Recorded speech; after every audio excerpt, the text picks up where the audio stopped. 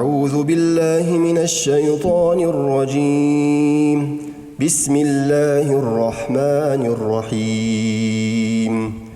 والسماء والطارق وما أدراك ما الطارق النجم الثاقب إن كل نفس لما عليها حافظ فلينظر الإنسان مما خلق من ماء دافق يخرج من بين الصلب والترائب إنه على رجعه لقادر يوم تبلى السرائر